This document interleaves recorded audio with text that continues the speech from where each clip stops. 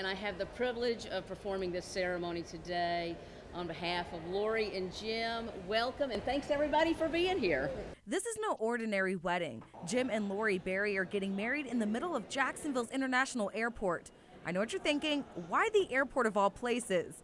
Well, Jim and Lori have been together for 8 years exactly. The 10th day of the 10th year, the 10th month, decided that I had fallen in love with her, and I knew that one day we would be here. Not at the airport, mind you, but I knew that we would be married. That's why they chose to get married today. For about 6 months, they made plans to exchange vows at the Tallahassee courthouse where they lived, then fly off to Italy for their honeymoon out of JAX. But Hurricane Michael got in the way. At the house, when he told me that the courthouse was closing, yes, I freaked, and he calmed me down. County offices closed ahead of the storm with just a couple days to figure out how they could make their love official before their planned honeymoon trip. After many phone calls, they got in contact with Celicia Young-Jones, who agreed to officiate their wedding at the airport. This is indeed the most unique one I've done so far. As they exchange vows in front of complete strangers, I do.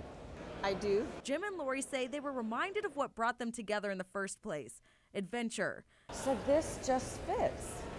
Flee a hurricane, come get married at the atrium in Jacksonville. The ceremony, brief, marriage record notarized, and finally, they are Mr. and Mrs. Berry. May kiss the bride. It was like just a test for marriage.